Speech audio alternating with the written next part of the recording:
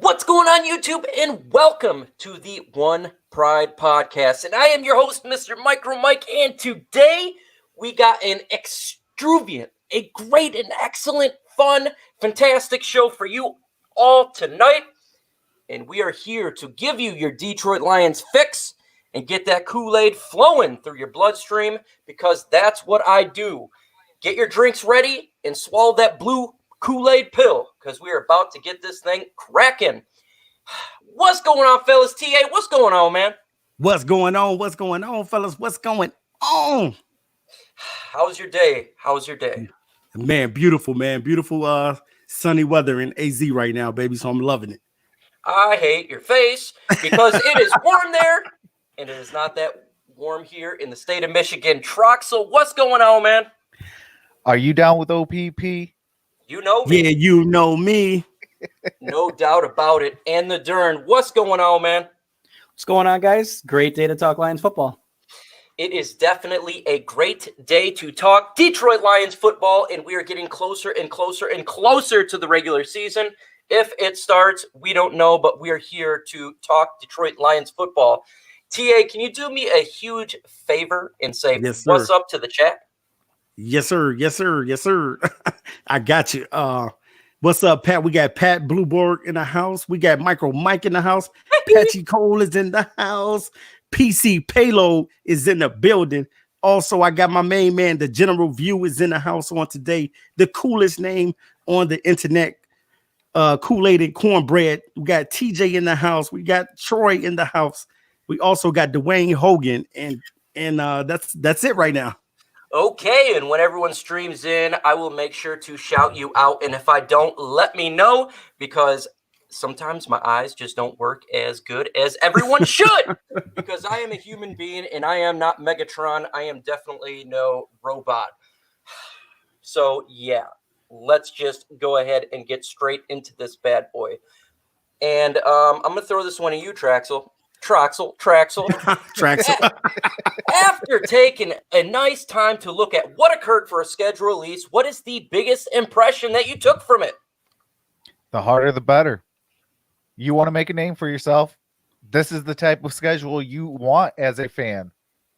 Because if you can actually win off of this schedule, not only will the legacy media put respect on us, other fan bases will actually be like, hey, you know what? We can't mark this as an easy win. Because this team actually overperforms on a consistent basis. And that's something that, us fans want. We want consistency in the win column. Okay. Yeah, definitely want consistency in the win column. We have had consistently in the L column, and we are tired of the L, and it's time to get the W. The Dern, what is your impression after sitting back and looking at the schedule that happened the other day? I'm sitting back drinking my root beer, and I'm just thinking about it. And it's really Lions versus everyone. We have no primetime games. I know respect is due when you earn it, like he just said. But like you said last week as well, it's revenge season. We got to get this. Absolutely. It is revenge season, and we're not just talking about the teams, but we're talking about the NFL as well. They didn't give us a primetime game, so we will give them a primetime middle finger, and that's what I love about the Detroit Lions community. We don't put up with what they throw out there. TA, what is your impression after taking time to look at that schedule? Ooh, man, my first look at it. I gotta say it's not an easy schedule. It's a tough schedule. Let's be real. Let's just look at it for what it is. It's definitely going to be a tough schedule. Anytime that we play the teams in our division is always tough. Those games are always tough. You know what I'm saying? It could go vice versa. We can win or they can win. But when I look at the schedule and I started seeing it towards the back end of the schedule, it's really going to be tough, man. So the Lions basically what they're going to have to do the game plan to start winning games is they're going to have to come out and play some smash football in the beginning of the stages of the season. They're going to have to start racking up some wins. And the best way you can do that is by trying to get some road wins. If the Lions can get some road wins, I definitely think that they'll be on their way to doing something special. But if not, it's going to be a long season. What's going on, Peach Cole? What's going on, Dave? Keon, Kool-Aid, and Cornbread, Jeff Terry, and if I did not say your name, let me know. Dwayne Hogan, what's going on? When it comes to this schedule, we talked about how hard it is. I think that was the narrative, that it's the fifth hardest schedule in the NFL. And that got me intriguing and sitting back and saying, we always play to the competition that's on the field. If a team is bad, we suck. But if the team is good, we are a little bit better, but we do lose. With that said, we do play to the competition. Whether they're a good team or they're a bad team, we play up to the competition. So at least since they're good teams on paper, we are going against the competition, and we should stay with them for sure. At least on paper we should, because if you look at the New England Patriots, we beat them 2 years ago.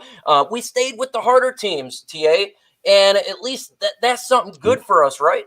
Yeah, definitely, no doubt. The biggest thing I think this season, just like I was thinking about last season, is for the Detroit Lions to be able to close out games. That's what they couldn't do last year.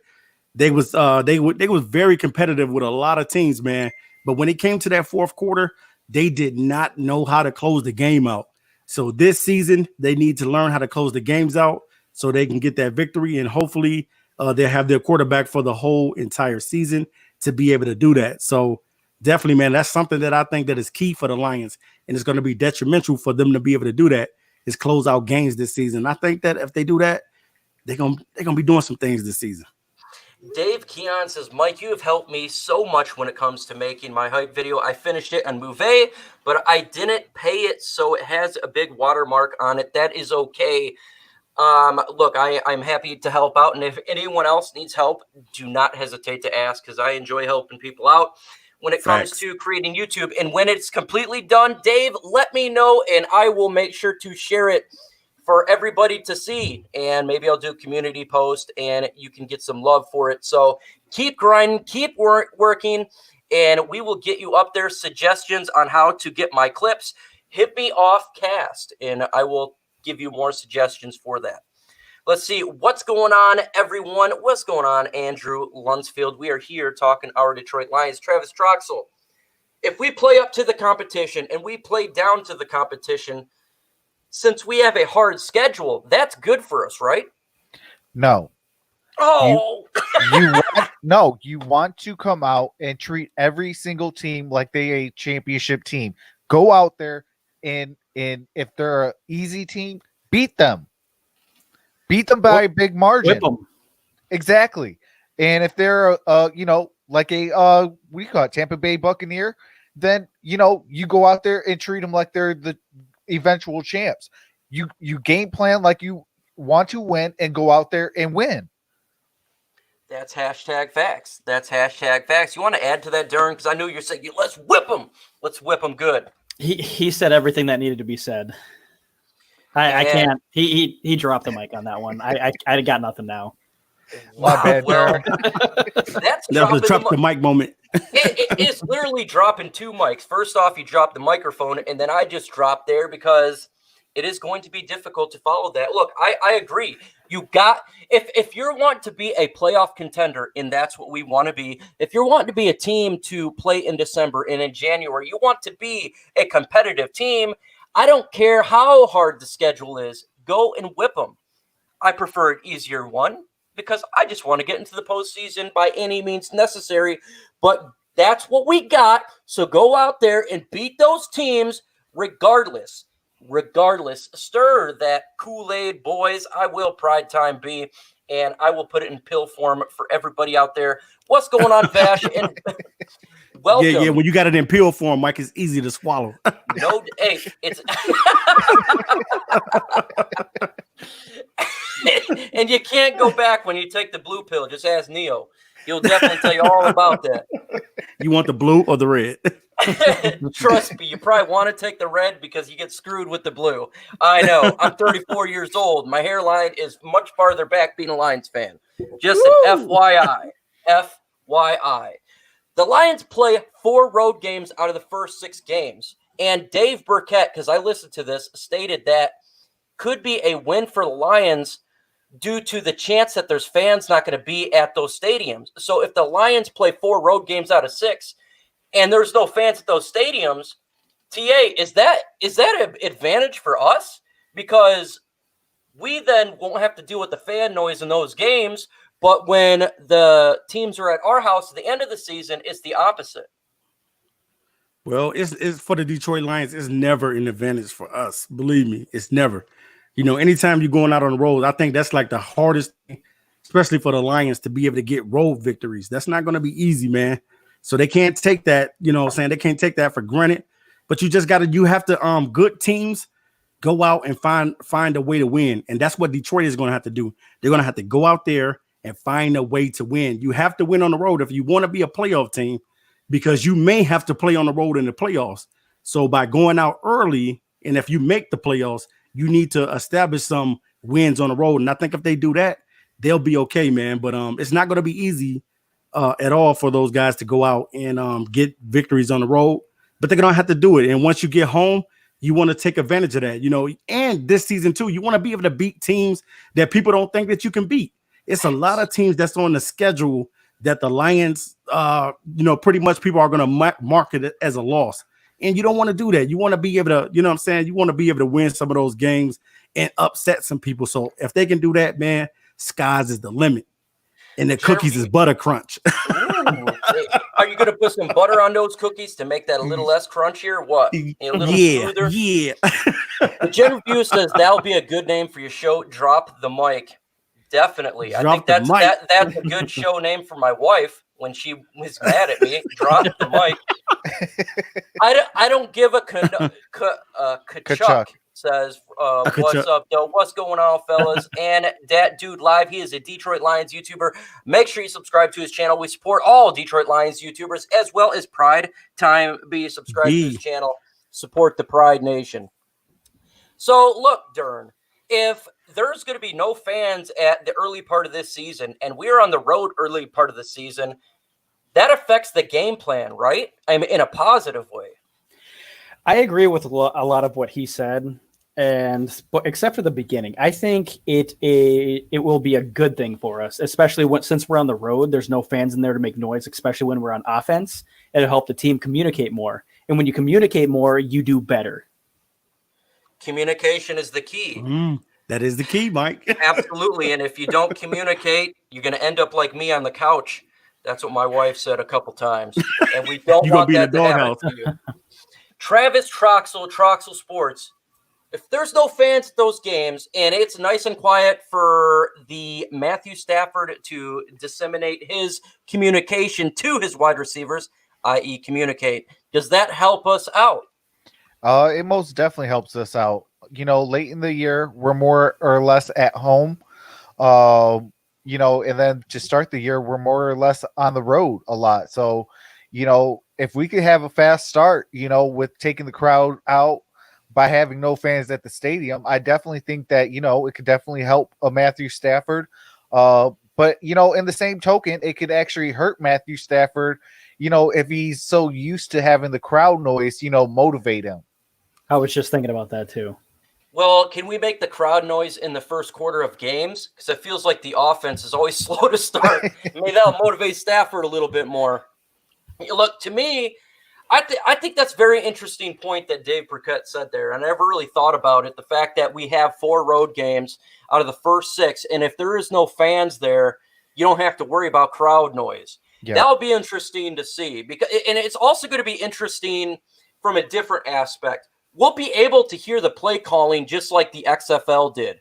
You're gonna be able to hear it because if there's no fan noise and they're gonna have the microphones on the referees, we're gonna hear a different part of the game that we have not heard from the NFL yet. We heard it in the XFL, and I think we all kind of enjoyed it. So this is going to be a different factor, and I'm curious to see how it plays out if there is no fans. What do you think about that, TA? If you can hear the play calling from the quarterback, is that something you're going to be listening to if there is no fans? Yeah, I'm going to be checking it out because definitely it's probably going to be a lot of more audibles and things of that nature if somebody can hear plays that you're feel. But by it not being any fans out there, that will be a benefit to the offense as well, because said you'll have a little advantage out there. So I think that by the fans, by us not knowing what's going to happen with this COVID-19 situation, with the people being able to come back, I think that it plays a vital role, and especially with the Lions, anything is key for us to be able to win. So if there's no fans going away on the road, I think that that's going to be real good for us. Robert, the advantage here is we have a Taylor Decker who seems to false start every play because of crowd noise and he can't hear. Now, if we don't have a crowd noise and defense is not being screamed upon when our offense is on there, it could help us out. But I get your point. Travis Troxel, hearing what the quarterback is saying and the plays, is that something that entertains you? Because there's a good chance that could happen in the beginning of the year. Absolutely. I mean, like you guys were saying about the XFL, I thought that was a little gem that we got from the XFL. Got to learn, some of the play calling that the coaches were relying to the players, and then, watching that play take place. Now, in the grand scheme, I think that can actually hurt in the long run, because now, you call this play, you got the tape to go with that play call. Where if, you're on the field and the crowd is in it, you can't really hear all that, the play calling and stuff like that. So, people can't say, okay, well, XYZ is, this play. And now when I hear XYZ, I know where to be at, defensively to stop that play for the Lions. I can see that. And it'll be interesting to see if there's cheaters. We know what the Patriots do. They love to find a way to cheat a game. And with the play calling going on, that they're going to have their ears wide open. Oh, yeah. We're talking wide open. The Dern, what do you think about that, man? Is there a possibility of entertaining you, hearing the play calling, cheating? What do you think about all that? It'd be cool to hear all that and everything, but I kind of want to rebuttal myself for what I said last. Do you remember when we were playing the Jets 2 years ago, first game? They knew exactly what we were doing with crowd noise, so they would have to be mixing everything up constantly. Otherwise, we're going to have a really hard time. Yeah, that was a nightmare of a game. Yeah. And man, that was some spiked Kool-Aid. It took me a couple days to get over that hangover. Matter of fact, I don't even think I'm over it now, and it's been a couple of years. So I get your point. That definitely could be a disadvantage. It's going to be interesting to see how teams go through this going forward. TA, what is the most important game on the schedule that you got pinpoint down and you say this is the game? Yes. Wow, TA. Mike, you continue to say a mouthful, man. You continue to say a mouthful. When I'm looking at the schedule, man, you could pick. I'm gonna say all of the games. For the Lions, everything is important, because you're in a situation where it's supposed to be a mandate going out to put the coaches right on put the coach, I should say, Matt Patricia, right on the hot seat right away. Because if he doesn't win games, then he's going to be in deep water. So I think that every game is vital and key for these guys to win. But if I had to pick a game, just any game, I'm going to say definitely I'm going to say that Arizona game, because you want to be able to get revenge on what happened last season. You don't want that to happen again. So coming to Arizona is definitely going to be one of those games that I'm going to be looking at and seeing if the Lions will be able to rebound from what happened last season, allowing those guys to come back down. I think they was down like 18 or something like that, and they came back and tied the game up. So I think that's going to be an important game. And also the Green Bay game is always key for us, because anytime we go to Green Bay, it seems like the refs, they like to have their favoritism, and the favoritism is not on the Lions side, it's on the Green Bay Packers side. What's going on, Chris Cashbaugh? What's going on, Rick H. Ghost Gunner? What's going on, Dosa Dion, the young hypro micro right there? And welcome to the chat. Travis Troxel Sports, the man, the myth that makes onions cry. What is your take on this? What is the game that you want to pay attention to that you think that's the game? You know what? I mean, obviously, every single NFC North matchup is always vital. The fastest way to the playoffs is you take care of that division. Don't you take my answer again. But I will say this. Late in the year, there is the Tampa Bay Buccaneers. If you could go and beat them, yes, it is at your own stadium. If you could beat them, though, that sends a message. Yeah. Okay. Yeah, that does. definitely says a message, and Right. that's a message at the end of the year. Darren, what about you? What say you? So, like he started off saying, when I look at the schedule right away, I always pinpoint our division games. And I'm going to take it a step further. The first game we play this year is versus the Bears. We're at home. We need revenge from last year and the year before. We need to start off strong. We have to beat them, in my opinion. If we don't win that game, we're going to start off slow. And the beginning games are the easier games from what it seems like on the schedule. So if we start off slow, there's honestly no chance that we can make the playoffs. What's going on, Shane Skidmore, and welcome to the chat, PC Payload. Yes, I am with you. I am 100% with you. The game that I'm really paying attention to is Week 1, the Chicago Bears. We need to win Week 1.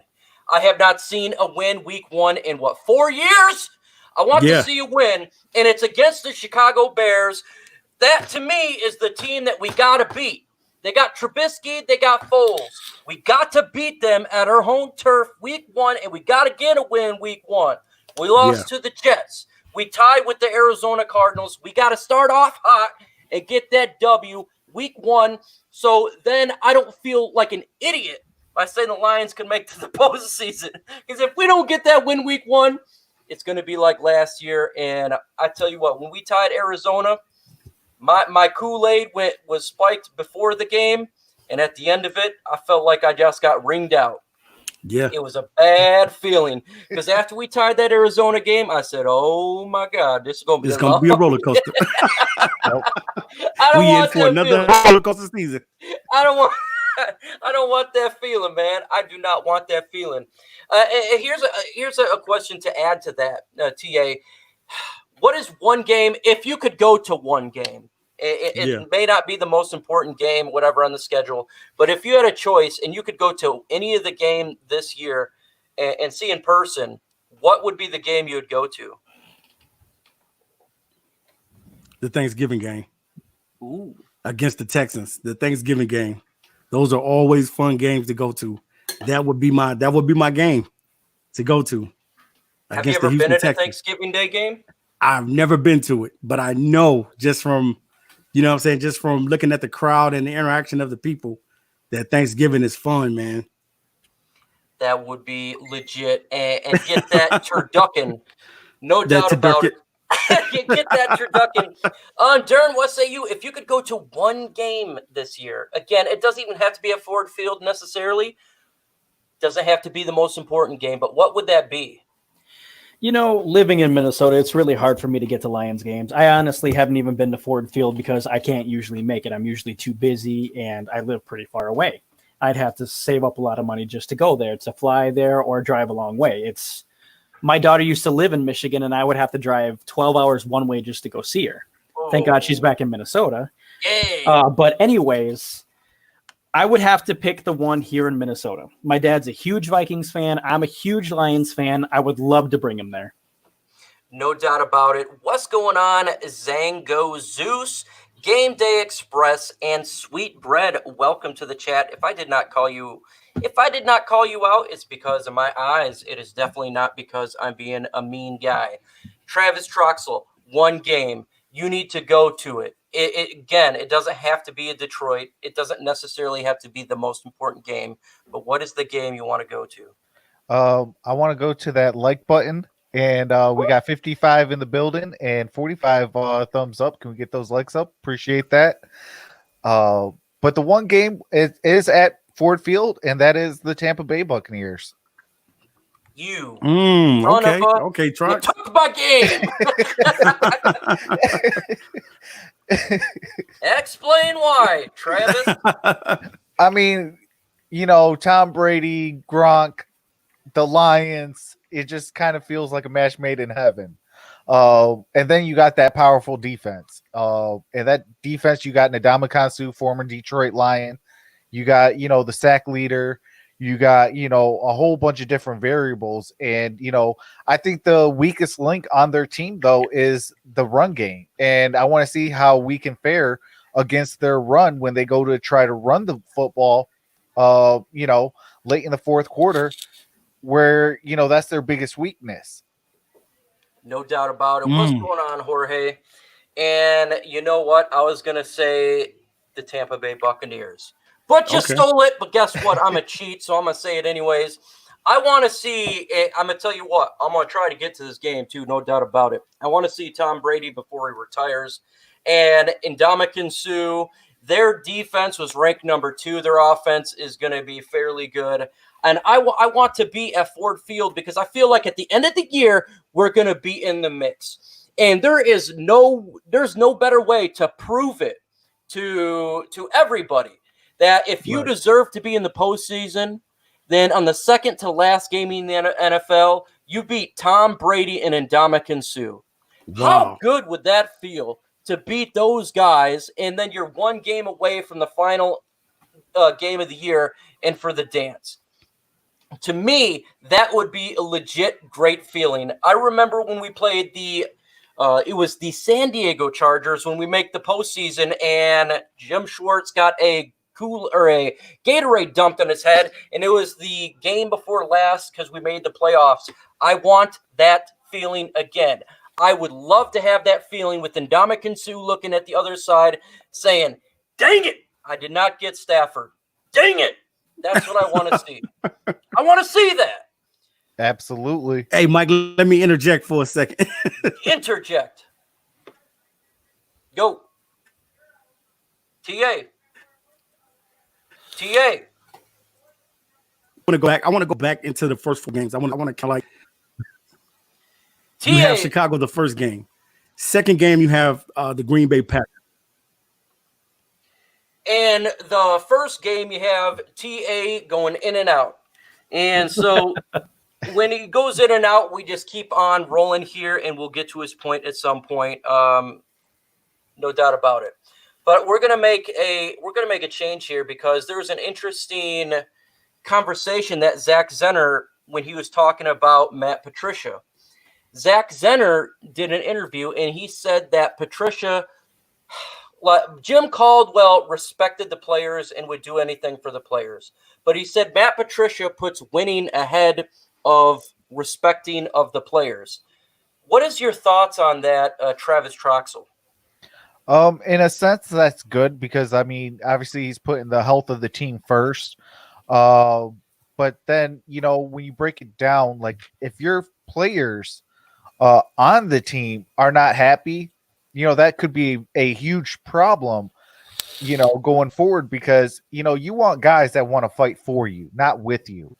So if we can squash all that type of talk to where, we got guys that are willing to fight for Matt Patricia and keep his job type of thing, going forward, having a coach to put the team first, you can go further. Maybe there's that, that squeaky win that, is so elusive, but, now you can finally be like, okay, hey, we are here. Let's go take this game and take it by at least 7 to 14 points. That dude has spoken for Zach Zenner. He said, let's get those likes up, everyone. I agree. Zach Zenner, I appreciate you saying that. Same with you, that dude. Again, he is a Detroit Lions YouTuber. Yes. Make sure you subscribe to his channel. We support all Lions YouTubers. If you're a Lions YouTuber, go ahead and post your link into the chat. I am perfectly fine with that. It does not bother me at all.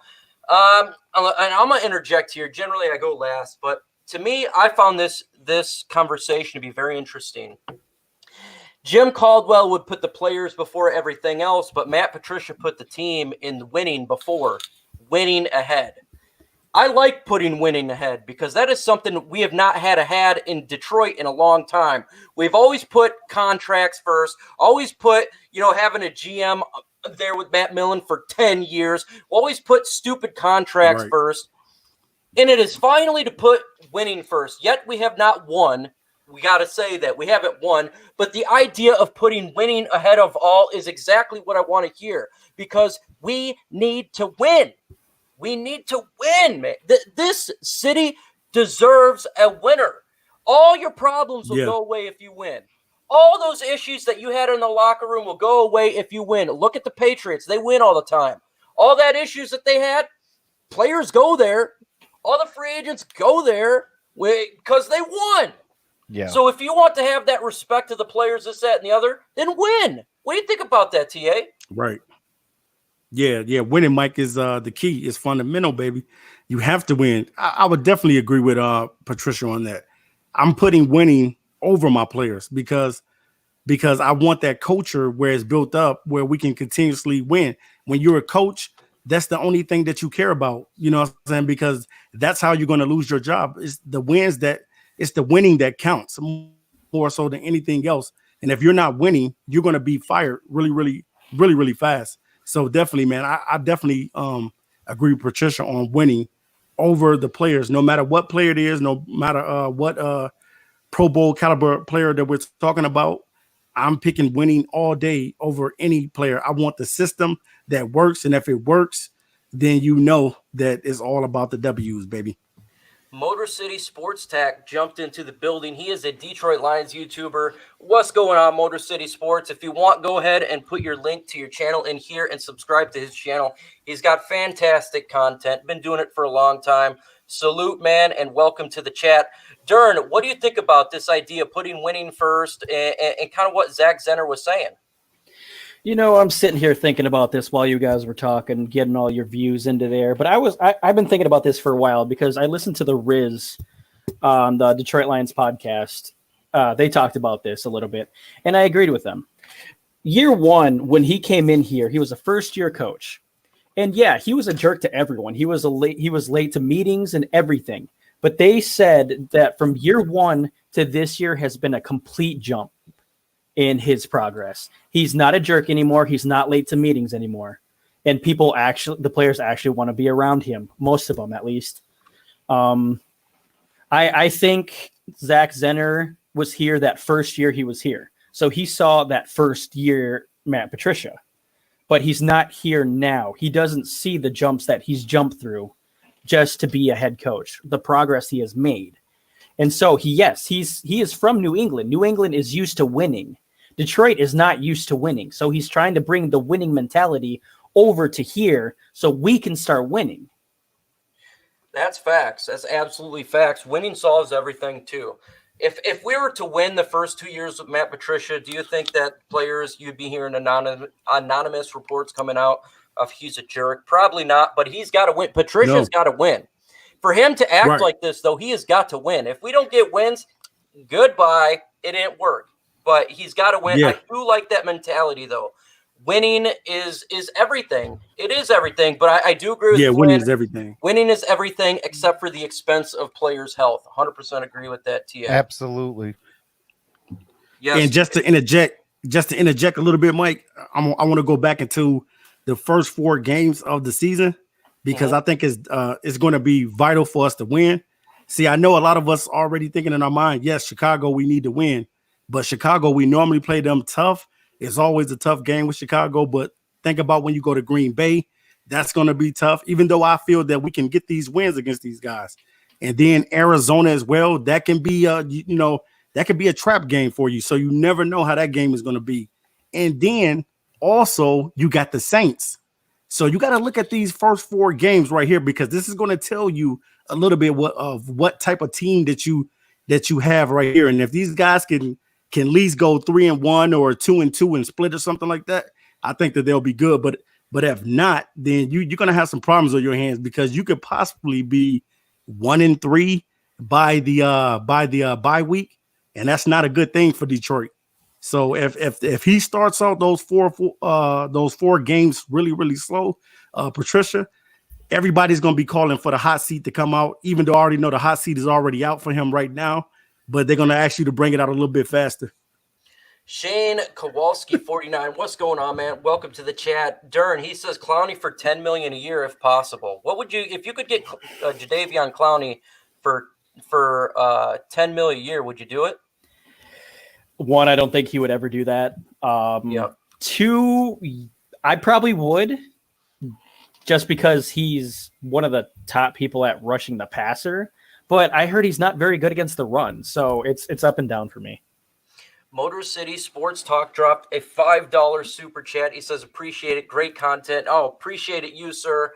I truly appreciate it. It's very humbling, and it will go back into my channel.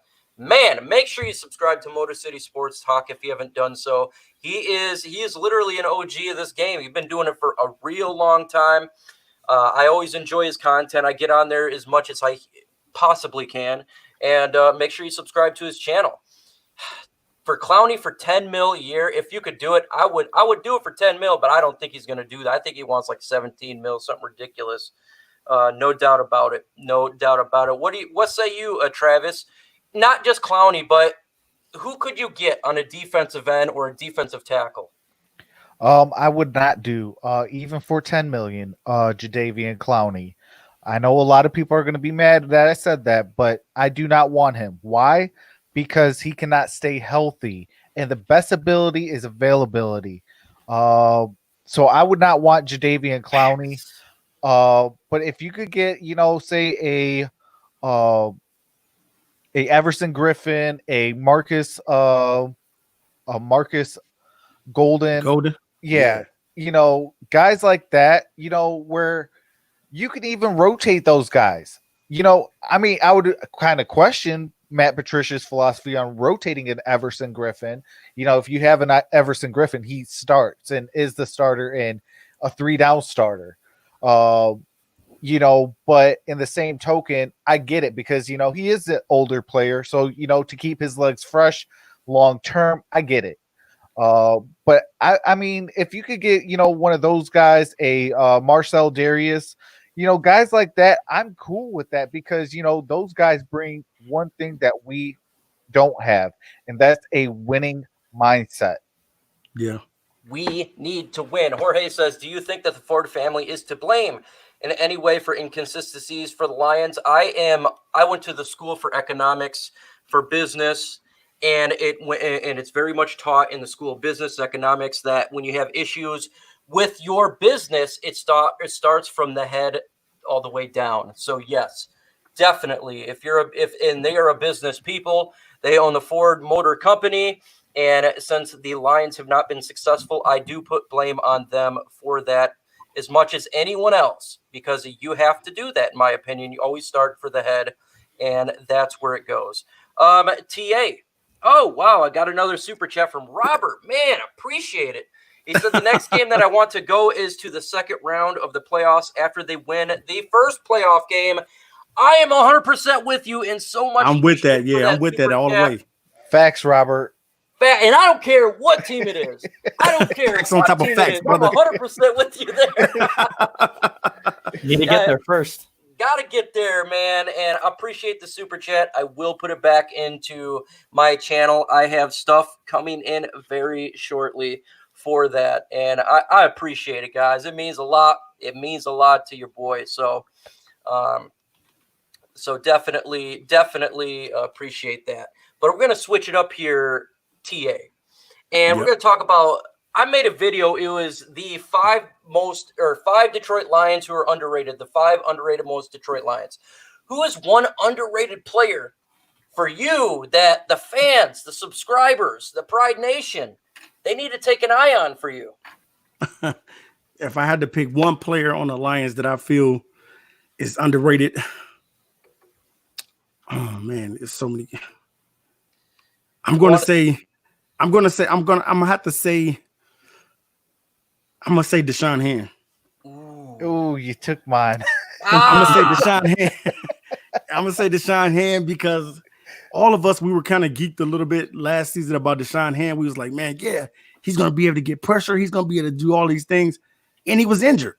And you know what I'm saying? I just feel that he's probably one of the most underrated players on the team because you know how good this guy can really be. And I think that he's going to be good once he is able to be out on the field and not injured all the time. I think that he's going to give the Lions a little bit of what they need on that defensive line because we know that the system that they're playing, the pressure comes from the linebackers. But you also need to have guys that's on the interior that can get in there. And I definitely think that Deshaun Hand is going to have a sort of like a comeback type of season. I think that he'll play extraordinary well this season. That's facts on facts crime. That's facts with Deshaun Hand when he gets sacks. No doubt about it. If you're not run pride, you get ran over by a Max truck. I am with you. I love Deshaun Hand, and he is very underrated. Dern, underrated player for the Dern. Who do you got? You know, I haven't seen a lot of people talk about this guy, but I just seen a couple people say his name in the chat, and I agree with them completely. I'm going to say Frank Ragnow. The dude was a top 5 center last year. When I watch him in the run game, he blows people over. And he was really good in pass blocking last year, too. I don't know why he doesn't get more recognition. And if I did not shout your name out, but that was Dwayne Hogan. Jacob Olson, welcome to the chat. West Branch Ball, welcome to the chat. Chris Cashball, I think I may have maybe said what's up. I don't know. Game Day Express, welcome to the chat. Yes, Frank Ragnow, the center. He is a monster in the middle, but Travis Troxel, underrated player for Travis Troxel from Troxel Sports, the guy who makes onions cry. He could be a next face on Mount Rushmore. We have to see. But who is your underrated player? Well, I got 2 actually, and if I could tell Cheater. the 2. Cheater. Okay, well, I can let you go first, and then I'll go last then. And if you don't say it, I can say both. Okay, you just go ahead. Hey, awesome, Jorge. I am with you, man. Awesome. Go ahead, Travis. Okay, well, mine is one Mr. Amani Oruwariye and a Danny Shelton. Ooh, I love it. I love it, Trox. I love it. Explain your reasoning. Okay, Danny Shelton, yes, has a lot of hype behind him. But a lot of us fans, you know, they look at where he just came from. They look at, oh, well, he's just another guy from New England. Matt Patricia and Bob Quinn have 0 ties with him. The only ties that they might have with him is maybe a pre-draft visit or something like that during the draft process. But because he went to the Cleveland Browns first, and then when, you know, Matt Patricia, Bob Quinn came to Detroit, you know, then eventually he went to the Patriots. You know, a lot of people are sleeping on him. I think that he is a younger version of a Snacks Harris, you know, where he's going to eat up that middle. Hopefully it's the first version of Snacks Harrison and not version 2.0. Oh, version 2.0 was not underrated. He was overinflated. That is hashtag facts. And then an Amani Oruwariye, you know, he's going to be coming off the bench. You know, because you did spend a 3rd overall pick on Jeffrey Okudah. But, you know, one person that, you know, could be, you know, a person to really keep your eye out on is a Trufant, because if he messes up, Amani Oruwariye could take that spot real fast. Especially, I would love that. I would too. You know, especially if, you know, he's, you know, hungry and he's performing well and things like that. And, you know, age catches up with players. You know, a Trufant can't really play man up anymore like he's known to do. You know, so when he's playing man press coverage, he actually has to have the back towards the wide receiver, take off running, quickly turn his head and try to make a play. You know, these NFL players, you know, playing wide receiver are freak athletes. Today's game, you can't do that. So if Trufant does not come out swinging for the fences, making every single play thrown to him, you know, but saying Amani Oruwariye is doing that, you know, I definitely think Amani Oruwariye could be your starter, you know, possibly even mid-season. What's going on, Jay? Yeah, Welcome to the facts. trap. A Detroit fan, man. I don't know if I called you out, but I am now. I seen you in earlier, so I may have missed you. Player who is underrated for me. If you've seen my video, you know the name that I am going to use. He is not a number 1. He's not a number 2. He's actually not a number 3 for Detroit Lions squad, but in many other teams he could be. And I'm talking about Mr. Hall himself, the wide receiver catching every deep pass that came his way, whether it be from Stafford, whether it be from Blau, from Driscoll. It doesn't matter. That guy was catching everything except for the coronavirus. And it was awesome to watch. Awesome. Interestingly enough about this, is he was known for not catching footballs before he came to Detroit. I don't even know if he ever dropped a pass. I don't think so. That guy was catching everything, and he was catching everything deep. Catching everything deep, everything that went his way, and adding his dimension on that field is such a huge blessing. Huge blessing, because it's going to help open up the run game for DeAndre Swift. It's going to help it up the tight ends. And, man, Matthew Stafford's going to love it. You do these flea flickers. We've seen a couple of them last year. The deep ball to Marvin Hall. It's going to be epic. I think we're going to see more of it. I know his stats wasn't all the way up there last year, but he was injured, and he was a number 4. He was not a number 1. If he could just replicate the catches that he had, balls coming his way, no doubt about it, Marvin Hall is my underrated player for the Detroit Lions in 2020. And if he replicates what he did last year, not being injured, I could see us moving away from Marvin Jones Jr. and having him be the next Marvin Jones Jr. No, actually, I would Mike. love to interject real quick on that, Mike. Okay, interject. I think that, I think that's another reason why you brought a Danny Amendola in is, he could be that slot guy, that Wes Walker kind of guy, that, that gadget player on the wide receiver position. You bring in a Danny Amendola again for a 1-year contract to help groom him, make sure that he can stay healthy and things like that, and then like you said, you have Matthew Stafford healthy and it's lights out. No doubt about it. With the healthy Matthew Stafford, sky's the limit for this offense. I know we had a good offense last year, but it can be even much better in this sense. No doubt about it. Now let's flip the script now a little bit. We talked about underrated player. Now let's talk about the overrated player, the guy that gets talked about too much, who you think may have an underwhelming season. It generally may not be a guy who's not making the roster, but he may be a starter. He may be an individual that we're kind of giving a little too much hype to. TA, what is an overrated player for the Detroit Lions? If I got to go overrated, man, this is a tough one because it's so many different players that you can choose from. But the player that I'm thinking about that's overrated, that could be overrated for us. Carry on. Carry on. Okay. I'm thinking about Carry on. Okay. I'm thinking about Carry on. And the reason why I'm picking Carry on is because simple as this. Carry on has a lot to prove to himself. He don't have a lot to prove to anybody else but to himself that he can stay healthy and he can stay out on that football.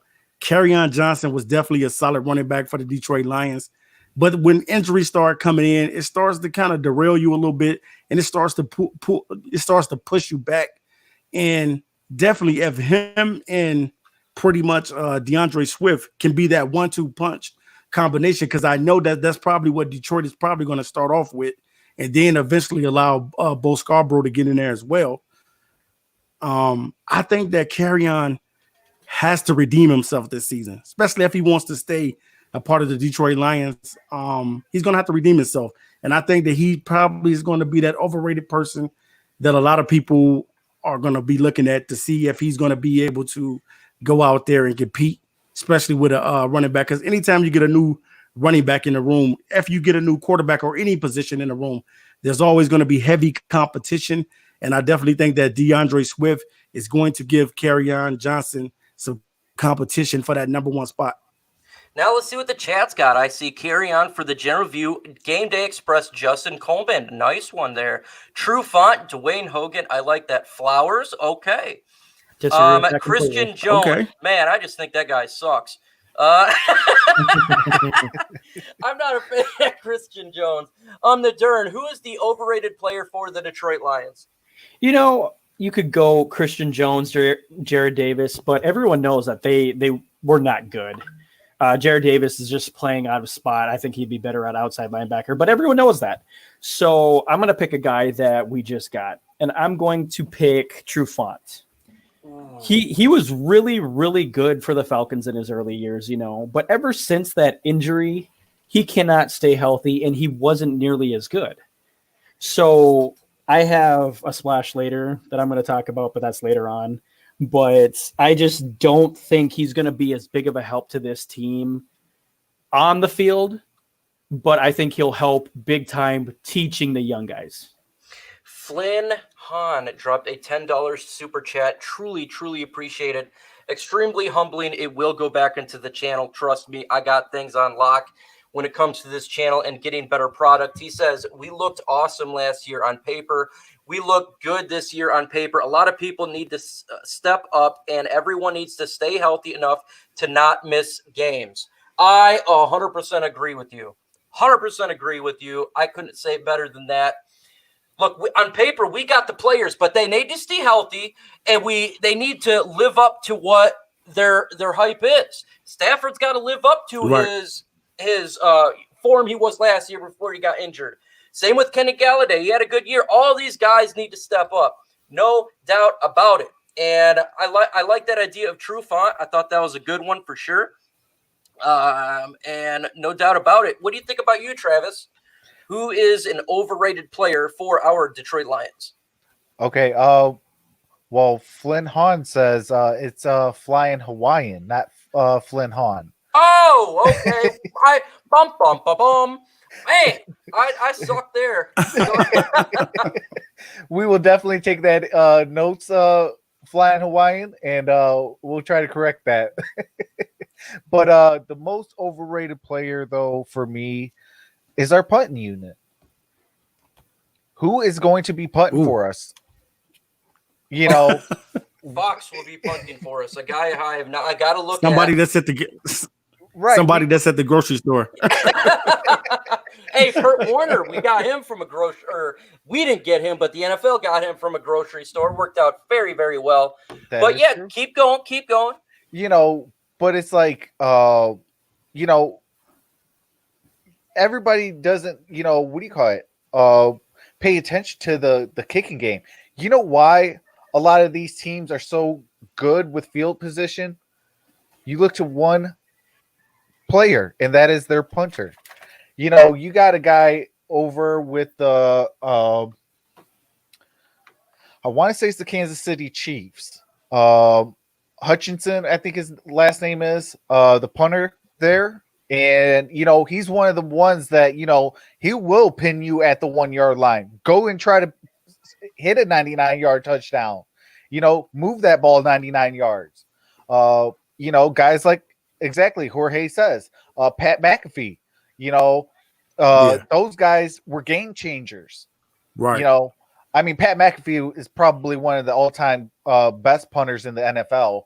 I mean, he could throw the football, punt the football, run with the football. I mean, the dude could do it all. Didn't he come out and say he would punt for us? Huh? Didn't he come out and say he would punt for us? Hey, if he does, we better go call him, because whoever right now is overrated. We need to go get a guy that, you know, can do the job. Okay. Overrated player for me, an individual that not necessarily is going to live up to the hype. This one is very, very, it's intriguing to me, very intriguing to me.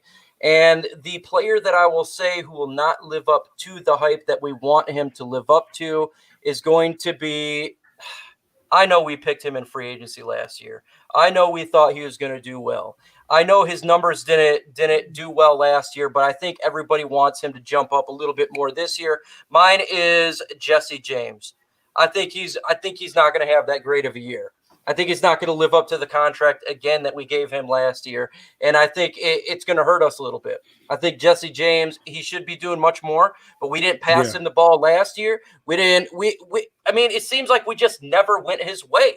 We just never went his way, and I don't think it really changes because you can't feed everybody. You got T.J. Hawkinson. He's going to get fed. We got Marvin Jones. We got Kenny Galladay. We got Danny Amendola.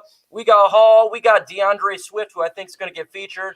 So I think Jesse James is going to get a little bit of the afterburner of not getting the much balls fed to him. But it'll be interesting to see. I see a lot of chat going in here about the jerseys. What jersey do you want to get? Yes, I see Swift's. I am going to buy a Swift jersey. Oh, my God. That is the jersey to me that I want to get. In there in the chat, I see it's going on. So go ahead and throw in there jersey names you'd like to get. I am definitely going to get me a Jeffrey Okuda. Every player that I get right via the draft, I will be buying their jersey. No, I like it. What about you, TA? You won't get a specific jersey? Yeah, I don't know what right now. I don't know which one. I think I definitely would get Swift. Definitely would grab a Swift jersey. I want him to grab 23, but I don't know. That might go to Okuda. So I don't know, man, because it ain't too many good numbers out there. No doubt about it. What's going on, D. Williams? Welcome to the chat. Darren, is there a specific jersey you would love to get?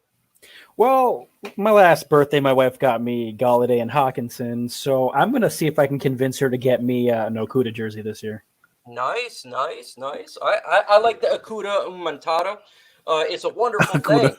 That would be a nice jersey to get. I have a Javid Best jersey, and I think I want to replace that one with DeAndre Swift when it comes to the running back position. But that was interesting. Nice little chat you guys going on there. But we're going to switch it up just a little bit. Now, I dropped a video. It says 5 reasons why the Detroit Lions will make the playoffs. And that video was very interesting in the comments section. There's pessimistic fans, and then there's fans that are, they're drinking the Kool-Aid like myself. What do you say about each fan base? Should we get angry at each other, or should we understanding? I'm gonna answer this question first because I think to me, I am the Kool-Aid drinking fan. Y'all know that. Yes, I missed your comment. Just repost it if I did. I am the Kool-Aid drinking fan, and no, I do not believe I need to scream at the fans that don't think we're going to do good. You want to know why? Do you want to know why? Because you have to win on the field to prove the NFL world wrong. You guys have a right to be pessimistic. The absolute right, because the wins on the field did not occur. So I am definitely never going to argue with you if you believe that the Lions are going to suck this year.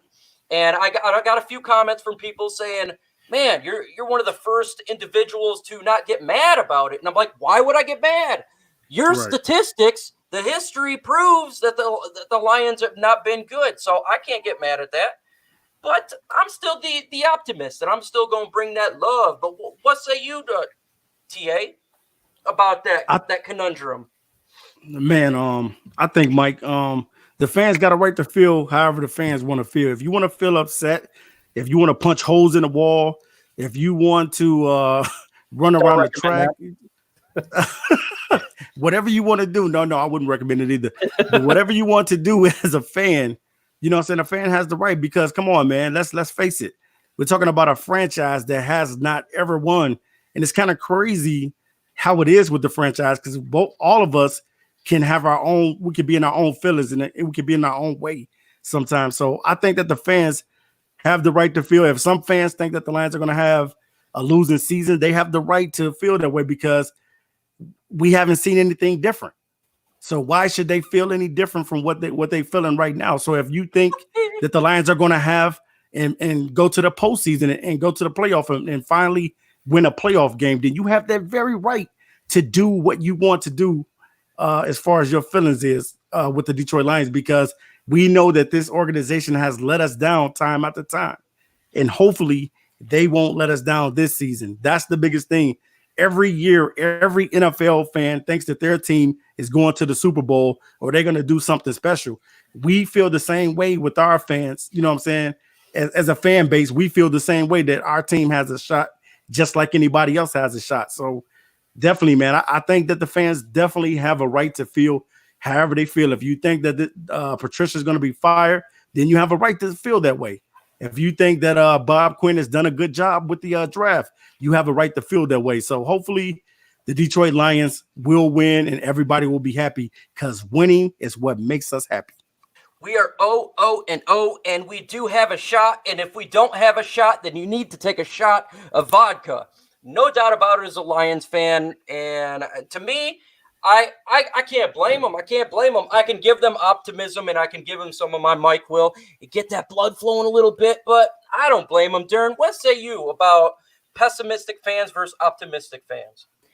You know, I'm in a couple of football groups on Facebook, like NFC North one. There's a whole NFL one, just NFC. And people think that they can go, oh, my team's going 16-0 and everything like that. And then, excuse me 1 second, my kid is saying something. Go. No please. doubt about it. I'll come back to you. Okay, Travis thank you. Troxel, what do you think? Pessimistic versus optimistic? What do you got to say? I have no problem with either or. And, you know, I think you hit it right on the head. You know, at the bottom line, it's all about the wins. Just win, baby. As the one, what do you call it? Al used to say over with the, what do you call it? Overrated. You know, just win, baby. It cures everything. You know, whether you're mad, whether you're happy, you know, all you got to do is win. At the end of the day, you know, playoffs, it matters about win losses. It doesn't matter about QBRs and this, that, the other. It just matters about, did you win? Did you lose? You win, you're in. You lose, you're out. Simple. So I'm not mad with anyone. You know, I actually love talking to, you know, optimistic fans and pessimistic fans, because, you know, it brings different dynamics, you know, and I'll never tell somebody, oh, you're right, you're wrong. You know, that's just not my flow either. Let's see. Flying Hawaiian says, I've been drinking Kool-Aid for 52 years. I've been drinking that Kool-Aid for 34 years, 35 years in a couple weeks. I just have amnesia. The season's over with. I hit my head a few times. I am lock, cock, ready to rock. And we're and I always look at when I look at you know, how a season could go. I look at the New York Giants in 2008. They beat the undefeated Patriots in the Super Bowl. They weren't supposed to do a whole lot that year. You look at the Tennessee Titans. So I'm just one of those individuals that I'm not going to bash my team all the time, but I have no issue with individuals who are dropping the hate bombs, because you want to know what? If you're watching our videos, if you're listening right now to us speak and you're a pessimistic fan, guess what? You're a fan. Because it takes a whole lot to constantly listen to a team that sucks over and over again, and so you're still part of the One Pride or Don't Ride or One Pride get ran over by a Mack truck. So we're with each other no matter what. We are One Pride. It don't matter to me. Exactly like Detroit fan man saying. So no doubt about it. That's the way I roll. Now, TA, the national pundits gave a fairly around 6 wins for the Detroit Lions this upcoming year. Sometimes a little bit above with 7 or 8, but generally the consensus, the median was 6 wins. What do you think about that? And give me your take on the idea of a 6-win team for us. Yes, TA. Very good. Mike, when it comes to that, when it comes Go ahead. Mike, when it comes to that, Mike, basically, I'm gonna say they're right. You know why I'm gonna say that they're right? Until we be proven, until we get something different, what are we to believe? You know, that this team is going to go out and win 10-6 games, because I know a lot of us did. You know, we may predict the season and think that, okay, they're going to go 10-6, but then they end up going 3-12-1. So until the Lions prove it, and I'm taking that wait and see approach with them until they prove it to all of us as fans, then I think that they're right. They're right. We could have 6 wins. Even though I don't want to see that happen, that could be. Dwayne Hogan says prediction is one thing. Crying and saying certain players would be a bust or hating. Yeah, I'm with you, man. I'm not in the crying field. I got kids. I'm not in there. I'm always a wait-see approach. You just never know if a player is going to be a bust or great. You never know if you get a fourth rounder like a Deshaun Hand that turns out to be great. You can get a first-round pick that's a bust. You don't know, so I'm not in that with their with that field as well. And you're saying with the 6 wins, I personally don't care what the national pundits say. I don't care what anyone says because it is not fact. I'm kind of happy that they say that. Maybe it'll give us a little bit motivation, but at the same time, I don't care because it doesn't affect exactly what goes down. I believe my team's going to make the postseason. I do, and you got to get more than 6 wins to do so. So go ahead, ESPN Sports Center, Free, M Live, Pride of Detroit, whoever. 6 wins, it doesn't bother me at all because I feel like we're going to do better than that. The Dern, are you with us? Yes, I am. What do you think about the national pundits giving in a median of 6 wins? Just like he said, respect is earned, not given. So until we start winning and proving them wrong, they're just going to keep doing it. Just like last year when that guy said we were only going to win 3 games, and then when we won, when we were undefeated in the beginning, he switched it right away, and then we started losing again, and then he switched it back. We just proved him right. Hey, that's a mic drop, and I'm still sitting down. Facts. Travis Troxel, what say you? Got to go out there and play the games. Bottom line, go play the game. Win the game. Exactly. You know, and until we can do that on a weekly basis, I'm not going to argue with them. You know, I'm not going to argue with a Mike Valenti. I'm not going to argue with a Dave Burkett or Carlos Menares and things like that. I'm not going to argue with them until we go out there and win. Hey, we just proved them right last year. Yeah, we got to get those dubs, and I think we will. And this is going to go to our next topic here. When it comes to playoffs, to me, we have to make the playoffs, no doubt about it. That's a must win. But TA, how do we make the playoffs? What do we have to do to make the playoffs this year? You could talk about a specific player, specific group. What do the Lions need to do to finally get back to the postseason and bring some respect to our great city of Detroit, Michigan, where RoboCop was invented? Yes. First off, what you want to do first is you want to be able to buy in first. That is the first thing first. Buy into what the coach is trying to sell you. Hopefully he's trying to sell you on some W's. And then after that, you want to make sure that you're able to run the football, that you're able to play solid defense. You don't have to be the number 1 defense in the NFL. You just need to be able to stop somebody. So if they can do those things, they can run the football. It's something that the Lions have not been able to do for a very, very long time, and they don't do it consistently. But if they can do it consistently, run the football, play some solid defense, and execute on offense, I think that the Lions have what it takes to win some games and make it to the postseason. But if you can't do those things and you can't keep a healthy Matthew Stafford out on the field, then you're not going to, you know what I'm saying? You're not going to win. You're not going to win. You have to be able to have a healthy Matthew Stafford. You got to have an offensive line that can block, and that's one thing that's been hurting Detroit for a very, very long time is that they have offensive linemen that are very, very inconsistent. So if you can get some consistency on that offensive line and get consistency on the defensive line, make plays, I think the Detroit Lions will have a shot at making a postseason. But if you can't do that and they're not buying into what Patricia is selling, then you might as well say the season is over before it starts. Run, run, run. We got to run, and that's why I love that we picked DeAndre Swift. That's why I love we got Jonah Jackson, and we are gonna run, and that is the whole plan. I love what they did, 100% with you, and that's what gives your boy, Mr. MicroMike, some hope in some of that Mike will. I am definitely down in too many of those pills, but I see that we can do it. But Dern, what say you? What is our squad? What is the Detroit Lions? What is this team? What is this coach? What do we have to do to make the postseason? I would agree with him by running the ball and everything, but when's the last time we were able to run the ball? So until I see us actually run the ball well, I'm not going to believe in it until we do it. So I'm going to say Stafford has to stay healthy, and he's going to have to be the Matthew Stafford that always had to come back and win, because that's what we were able to do before. And we have to stop the run and rush the passer. That is the best formula to do. Yes, I love it. Old school football there. They say in the media, it's all about the wide receivers. It's all about the high octane offense.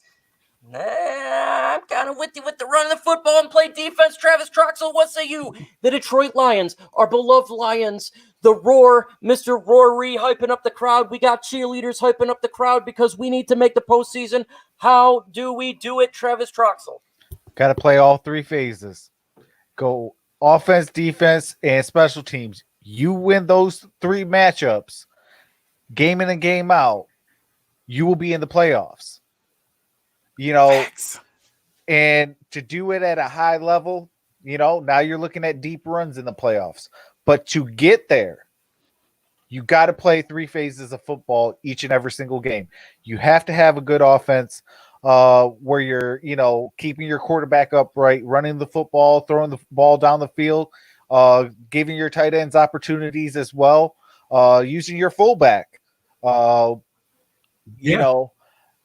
defensively, stopping the run, getting to the pass rush, linebackers blitzing or, getting into coverage, corners and safeties on their man, not giving up big yardage, special teams, pinning your opponents deep in their own field, having a good where you're able to, create turnovers off the special teams units, things like that, those little things that add up. And if we could do those three things at a high level, we will be in the playoffs. What's going on, Joseph Murdoch? Welcome to the chat. And I appreciate you taking time out of your day to listen to us talk some football.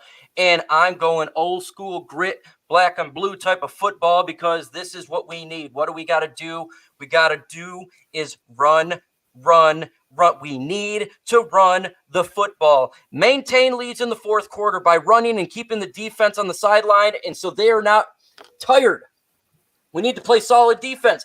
We need to get after the passer. We got to rush the passer. We got to stop the run with that defensive line. What hurts last year was the defensive line was ineffective. We must get after it this year with this defensive line and run the football. We do these two things and have a little bit of luck when it comes to injuries. Let's not make no mistake about it. Injuries really, really hurt us last year.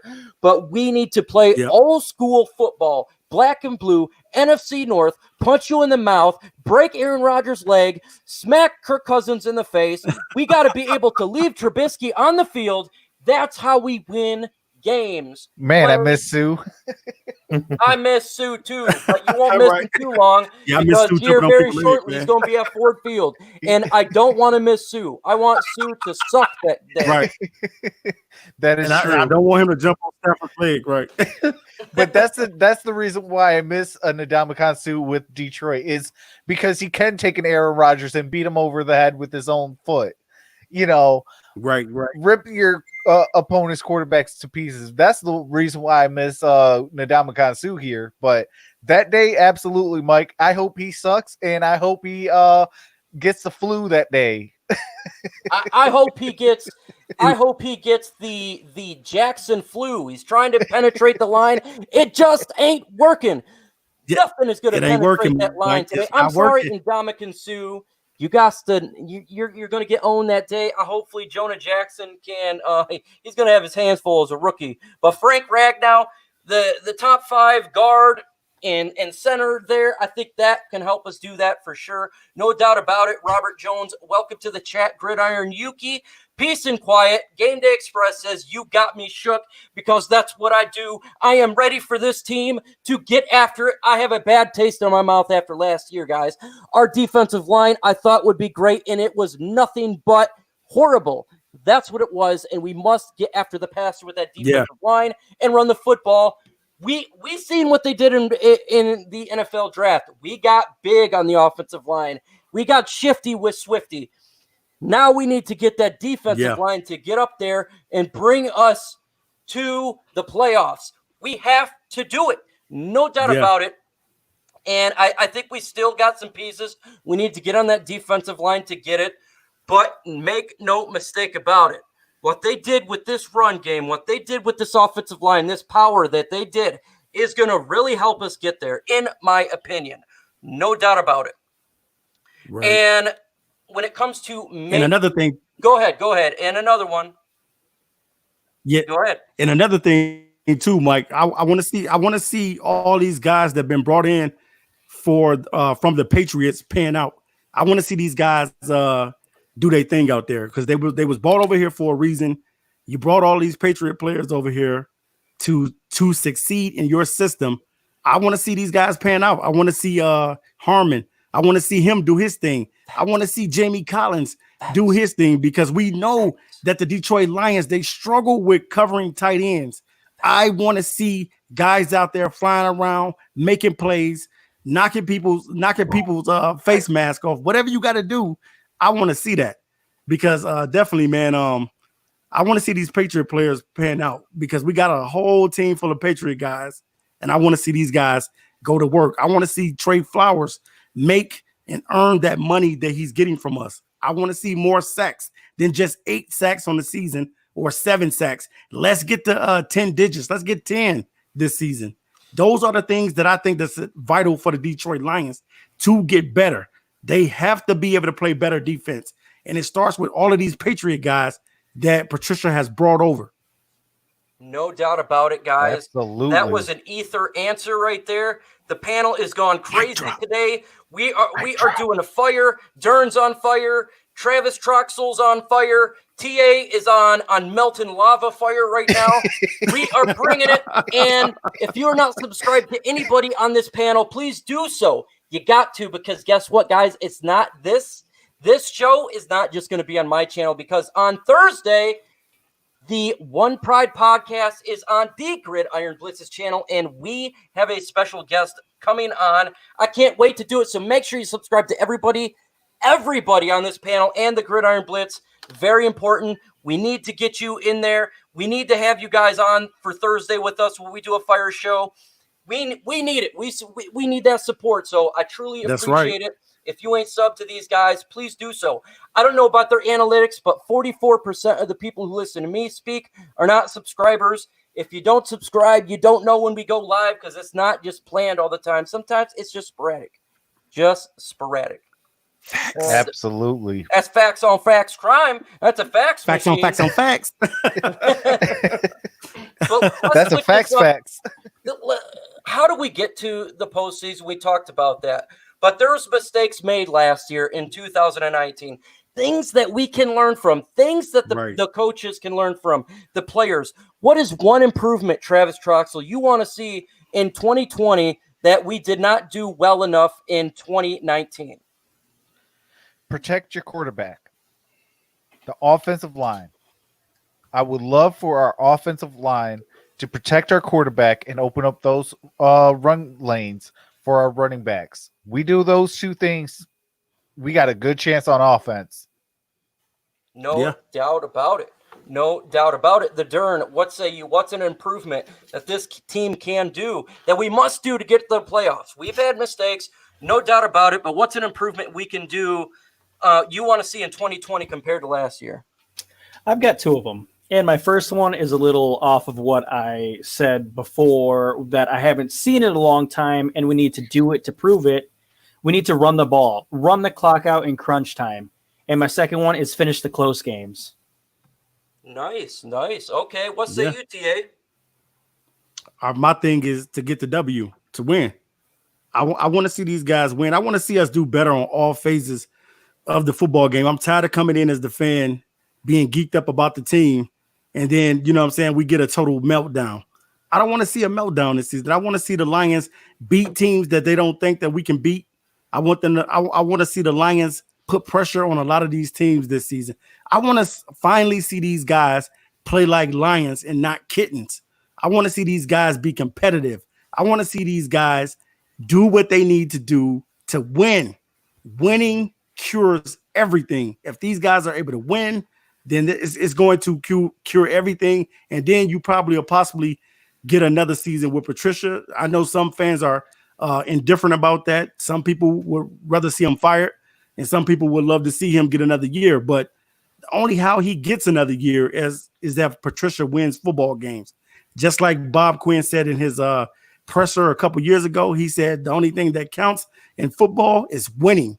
And that's what we want. We want a winner. We're tired of losing it as fans. We're tired of being the doormats and the laughingstock of the NFL. We are ready to win. Win. All we want to do is win. I'm 100% with you. He's dropping dimes today, fellas. Just like Jeff Terry did. He dropped a $4.99 super chat.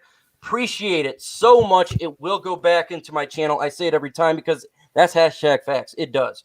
He says, guys, check the stats. We do okay at 3 and out. That is Patricia's way. Not about sacks, guys. It's about getting the offense off the field. Yes, 100% agree. I don't care how we get their opposing offenses off the field. Just get it done. 100% with you. An improvement that I want to see the Detroit Lions do, to me, I think this is the biggest improvement, and it has to happen, or our team's going to not be successful. And what was the biggest weakness last year, in my opinion, it was the defensive line. We could not get any pressure. Yeah. We couldn't stop the run. It was atrocious. Dak Prescott going through his raids 2 times over. We cannot allow that to happen again. We need pressure. We need to get after the quarterback. We need to stop the run. These guys need to do it, and if they do, and hopefully they will, it can't get a whole lot worse. Let's admit it, guys. It was bad. But if we get the pressure, if we can stop the run, even just half a bit what we did last year, we will win because we were bad. But we do this. We get after the quarterback. We knock him down a little bit of time. We throw him out the river. We see Tom Brady on his back. We see Aaron Rodgers with his foot going up to his mouth sideways. We see all that happen. We can win. Vash Starwin, welcome to the chat. He is a Detroit Lions super fan. He is an ISN super fan, and he also has a channel where they talk about retro gaming. I support it. I love it. Star, go ahead if you want and throw the hyperlink into the chat. People can subscribe to the channel. I want to see defensive line push. No doubt about it. 100% with you. This team can give up the rest, hose them. Yeah, another thing I want to see is a football going to the ref's crotch. I want them to get mad and throw that football at them, and they stop hurting us in the game. The referees it's got to get squared away. No doubt. I want to see Martha Ford or Sheila Ford get after the NFL with screwing us when it comes to the referees. I think that needs to happen as well. No doubt about it. And I agree with that, Mike. 100%. Mark Oram, what's going on? Mark Oram is a Detroit Lions YouTuber, and make sure to subscribe to his channel. He can throw his hyperlink in there. He will be hopefully our special guest on Thursday. It will be awesome. Hopefully he gets in there and we can talk some Lions football. He brings hot content, so make sure to subscribe to his channel. Absolutely. But we're going to completely switch topics here. We're going to talk about quarterbacks in the NFC North. And Dern, rank the quarterbacks in the NFC North. What do you got for us? All right. I know a lot of people don't like to hear this, but Rodgers, until otherwise, is the best quarterback in the North. Yeah. Unfortunately, or until they trade him because they just got love. But number 2 for me is Stafford. 3, Cousins. 4, Foles. 5, Chase Daniel. 6, Blau. 7, Trubisky.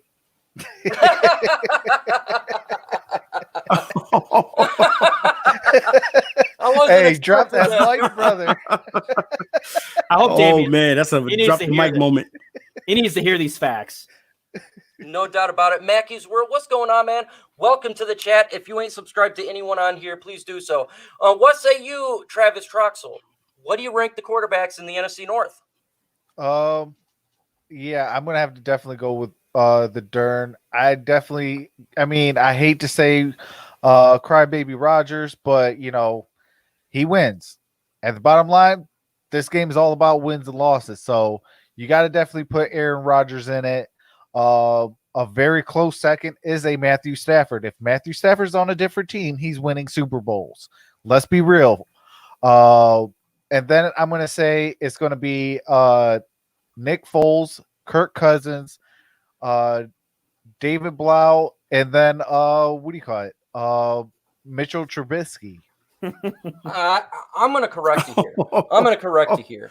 The Trubisky is last, but I think you forgot to put in the underrated quarterback that no one's talking about. I mean, he scored probably as much as touchdowns as Trubisky, and that's Matt Prater. Matt Prater is a better quarterback than Mitchell Trubisky. He threw that dime. He did. He did, man. He did. Pat McAfee went nuts on it because he was actually calling the game. TA Noble Sports, what do you got the NFC North quarterbacks? Rank them. I'm ranking them this year. Okay, I'm going for this season. I'm not going to go from the past. I'm going to take Stafford 1. Woo! Stafford at number 1. Okay, yeah, I'm going to do something a little different today. Stafford at 1. Aaron Rodgers at 2. 3, Kirk Cousins. And 4, I'm going to have to go Nick Foles. Okay. And then I'm going to go Trubisky, Blau. And that's it. Ooh. That's it. That's all. That's what I see right there. No love for love. Because I think that Stafford is going to rebound. I think Stafford's going to rebound from almost having an MVP type season last year. I think he's going to rebound and he's going to come out firing. TA, you know what the crazy part is? The last time Matthew Stafford went down 2 years in a row, they did make the playoffs.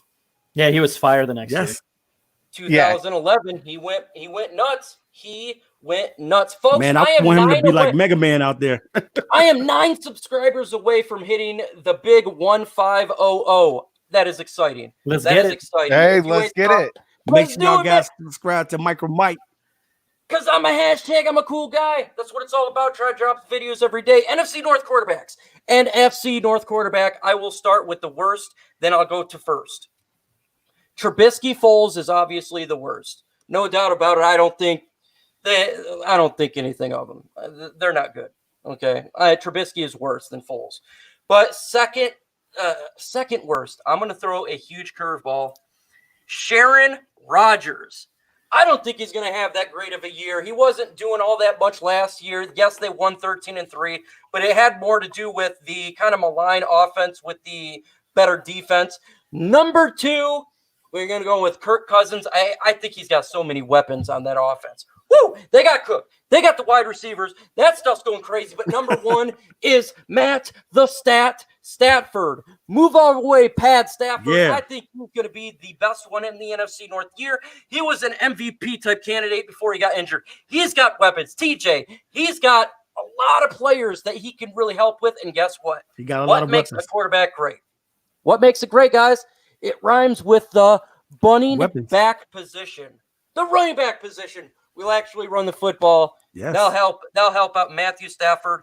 Throw in there, who do you think is 1, 2, 3, and 4? Do you think I'm on the Kool-Aid? Yes, you do. So make sure you'll go ahead and let me know and let us know. Who do you got? No doubt about it. Let's go.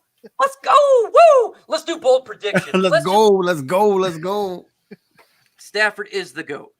Oh, so this is just this year? Then definitely go Stafford number 1. Yes. Oh, yeah, absolutely. I'm going this year. Yeah, the top 100 players. I'm going this year. Yeah, I'm definitely going this year. No doubt about it. The Dern, give me one bold prediction for this year. One bold prediction.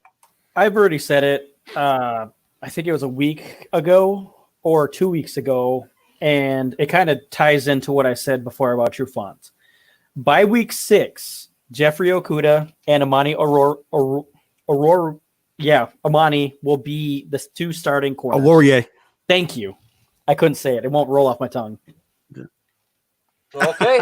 Mackie says, I'm a sub on my 5 accounts. Holy smokes. You have 5 accounts? I love it, man. I appreciate it. That is a true. Ain't nothing like YouTuber. having a bird account. No doubt about it. Bold prediction for you, Travis Troxel. I'm going to go on the offensive line. I am going to say that Joe Dahl will be flipped. He will be on the right side with a possibility that Logan Stenberg competes with Joe Dahl because Jonah Jackson goes to the left side on the left guard position. Okay. Bold prediction, TA Noble Sports. Drum roll, please. Drum roll, please. Brah! Detroit Lions finally get a run game. That is my bold prediction. That this year we have a run game. We have a running back. I know we got a lot to be excited. We don't know what Swift is going to look like, but we just can't wait to see this kid because we know what he can do out there with the football. And I think that he's going to take the pressure. I'm gonna just say the run game period is going to take the pressure off Stafford, and Stafford's going to be able to do what he would do, and that's to be able to deliver the ball. I don't want to see Stafford throwing the ball 60 to 70 times in a game. I want to see a balanced offense.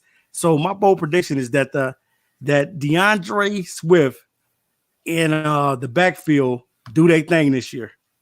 That's my bold prediction. Run game. Ooh, I like it. I love it, and I want some more of it. My bold prediction for 2020, he is going to be a difference maker. He is going to do it for a second time in his career. He will be the comeback player of the year. Matthew Stafford will be the comeback player of the year. Be a second time coming because he's going to go to the Pro Bowl and do a very fine job this year. Named comeback player of the year. Will get the love that he deserves this year because of that running game, and it's going to help him out. No doubt about it. Flynn says Swift Rookie of the Year. That's bold. That is bold, and I love it. That's very bold. I love it. That's awesome. I love it. I love it. Flying Hawaiian. Folks, it is your time to ask us questions. Any question you want. If you want to direct it at the Dern, at me, at TA, at Trucks, go ahead. If you want to throw it at us all at one time, that's perfectly fine. Give us a question and we shall answer. And I will look for one right now. Okay, who would be the top 5 worst teams this year? Interesting question. Jacksonville Jaguars, to me, is not going to be a good team. I think they're going for that first pick in the draft. The Carolina Panthers, I don't think is going to be that good of a team at all. The Bengals, they're not going to be that good. I think they could be a top 5 for sure. Who else you got? Anyone else in there that you got for bad teams? Giants. Okay. Redskins. Oh, okay. I like that. What to say? The Houston Texans. Ooh, that's an The interesting Cleveland one. Browns. That's an interesting The Cleveland one. Browns. Who wins more games, Patricia, Flores, or Belichick? Well, I'm going to say Bill Belichick. Ooh. Oh man. Yeah. Hold on, who was it? Patricia Flores. Patricia, Flores, or Belichick? You know That's what? interesting, though, I'm 'cause going to it could say be either or. It could be a toss-up. I'm going to say Patricia because who's going to be really the quarterback for the the New England Patriots? Okay. I know they got what's his Jarrett. name? Jarrett Stidham. Stidham. Yeah, Stidham, and yeah. but he's not proven. Until we see Brian what Hoyer. or Brian. Yeah, I'm going to say Matt Patricia. And that's just based on we have a more complete team than the other two. I'm going to add on to that too. Who are their weapons besides Edelman? That's my question. Really, Bill Belichick. N'Keal Harry. I know they got N'Keal Harry. Yeah, N'Keal Harry is going to have a bounce back year from his rookie season. They don't have too many weapons. No, they don't. Dude, Detroit Lions YouTuber, subscribe to his channel. He says, who will be the standout player from the rookie class this year? I will start this off. No doubt about it. It's DeAndre Swift. He's going to be that standout player. He's going to make up such a big difference. He may not be on the field as much as an Okuda, but having that run game is going to make a giant difference. He is my standout rookie of the year. What about you, TA? I'm going offensive lineman. I'm going Jonah. I think he's gonna have an impact. He's nasty, man. He's nasty with Mr. Nasty. So I think it's gonna be Jonah. He's gonna have an impact on that offensive line. Eric Brenner, he is a Detroit Lions YouTuber as well. He says, "What up, MicroMike? Smash that like. Make sure you subscribe to his channel. We will get him on here one of these days for sure. Hit me up if you want to be on with us. DM me via Twitter. Also, you can go ahead and find my email and email me, or just leave a comment. Just whatever. If you ever want to be on, we love to have the people on there. No doubt about it. Belichick got dark forces. He does got dark forces, Mark. No doubt about it. That dude has got more dark forces than Star Wars. I mean, he's got that in him, man. He has got that in him. No doubt about it. Let's see. Do you guys see any other questions in here? I probably skipped over it. And let's see. Why do you think the Panthers would be worse in this season? I will tell you why. They got to face the Saints. They got to face the Tampa Bay Buccaneers. And Atlanta, even though they're up and down team, that's a hard division. That's a real hard division, man. Yeah, it is. Yeah, and they lost a lot of key players too. Yeah. Luke Kuechly being one of them. They still got McCaffrey. I think McCaffrey's a beast, and no doubt about it. Let's see. If Stafford got hurt, hope not, will the Lions get Cam? If Stafford got hurt and he's out for the season and it's fairly early in the season, they better get Cam. Yeah. Right. I'm still surprised that the birthday boy yesterday, shout out to Cam Newton, has not been signed at all or even brought in for anything. Well, I know he can't be brought in, but, at least a Skype call or something. Like, there's no reports on Cam Newton anywhere. At all. Yeah, that's crazy, man. No, I know. It is crazy. He's going to wait for it, and an injured quarterback will happen. He'll go on that team, but no doubt, I would for sure. He definitely, in my opinion, he's much better than Driscoll and Blau. I think he would, man, he'd fit a Daryl Bever off. Daniel, too. Yeah, Daniel, too.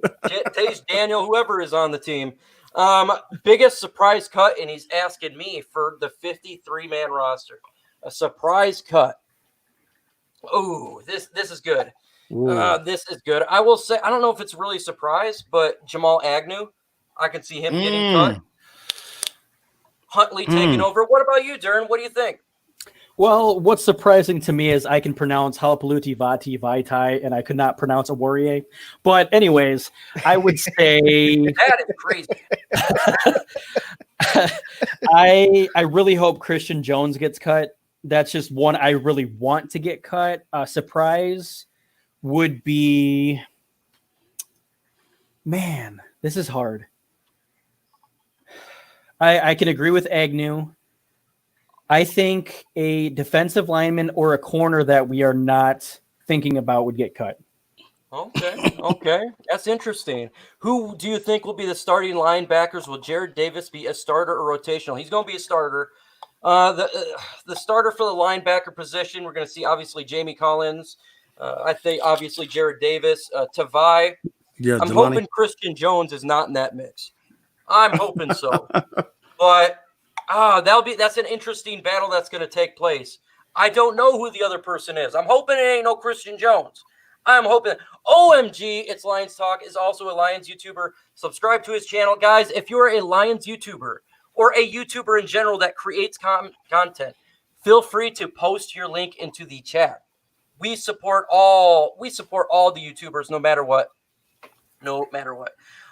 What is your second player on the Lions to make a serious impact this year? TJ Hawkinson. I think he will make a big impact. No doubt about it. What do you guys think, Travis? Do you think that what's your player for the second year that's going to make an impact? I'm going to say TJ Hawkinson. He can run. He can catch the ball. He can block. I think last year, with Stafford going down, really hurt his productions in that second half, where he was actually doing a lot better in that first half compared to the second half. So I think he has a bounce back year. Hands Therapeutic Massage in Purple. Man, welcome to the chat. For sure. I would take Raglan over Christian Jones. Absolutely. No doubt about it. Mark Orm says Davis not getting cut. I don't think so at all either, just because we really don't got that type of depth. You know, Austin, Brian, go ahead. I would love to see Jared Davis as the sandbacker, to rush the passer, stop the run, blitz, all those things. That fits Jared Davis's skill set. If he can't do well with that, then this is his last year. Yeah, this is a make or break year for him, no doubt about it. No doubt about it. I'd like to hear what the panel thinks of Slay and Diggs gone, and with a very young secondary. I'm perfectly fine with them. I was not happy about Diggs. Last year, I was angry that they got rid of Diggs. With that said, when they had Patricia come back, I stated, and I'm going to stay with this, do whatever you think is necessary for your plan. If your plan is to get rid of players such as a Slay that you feel is hurting, then get rid of them, because we have to do what the plan is. Go all in, go all out on it. And if you feel that you need to get rid of Slay to do so, I'm fine with that. What do you think, TA? Yeah, I feel the same way. If you with Diggs, yeah, I definitely like the Diggs. I like what he brought to the table, and I like what Slay brought to the table. But if these guys are not buying in, then you have to get rid of them. You can't have any form of cancer forming in the locker room, because if it does, that cancer can spread to other players and affect everybody else. So you don't want cancerous players in the locker room. And if that's what Slay and Diggs at the time, I know they was pretty much saying that Diggs was voicing his opinion, and I think that a player should be able to voice their opinion in the locker room. If you're a veteran player and you see some things out there too, you need to be able to voice your opinion. And I think as a coach, you need to be able to hear what the players are saying too, because they are the ones that's out there playing. You're just coaching guys. You're not out there playing. So you need to hear it from both angles and both sides. Okay. And here's a question to you, TA. What do you think of New York Jets being interested in Logan Ryan? I think it's a good thing for the Jets. Anything that's going to make the Jets better, I think that's a good thing. Logan Ryan is a solid guy. He kind of fell off a little bit, but he's a solid guy. So whatever the Jets need to get better, then if Logan Ryan is that guy that they need, then that's what they need to do. Troxel, are you all for Quinn or Patricia? If either, or explain. I got to be for this year. Being a Detroit Lions fan, you got to be all in each and every single year for that team for that year. Now, if it goes right and people are not doing their job and we're starting 0-5 and things like that, hey, it's time to cut the ties and go into next year with that mentality of, hey, next year is going to be a new general manager, new head coach, new coaches, new this, new that. But going for this year, I am pro and for Matt Patricia and Bob Quinn to succeed. If not, then they got to go. Point blank, period. What will be the most improved on the Lions in general heading in 2020 season, Dern? I think our most improved will be – that's a hard one. I don't think we could get much worse on defense, so I think our defense will be a lot better. He brought in his guys. There's no more excuses. He brought in a leader in Jamie Collins, invested in the safety position. You drafted Okuda for number 3 overall. They have to be better than there. They have to be better there. Folks, make sure you subscribe to everyone on the channel, and the show, the One Pride Podcast, will be on the Gridiron Blitz's channel on Thursday, 7 p.m. Eastern Time. Remember, subscribe to his channel. It is in the description. We need you all there for us on Thursday, because we will switch to different channels. It's not always going to be on mine. It's probably going to be on Trox, TA, whatever. We will have it on there. And we've been on for nearly 2 hours, and it is that time for final words. TA, what do you got to say to the chat? Hey, we appreciate you guys for rocking out with us again on the One Pride podcast on tonight. Make sure you guys subscribe to each one of these guys' channel. Also, shout out to my boy, the Gridiron Blitz, who is celebrating his anniversary.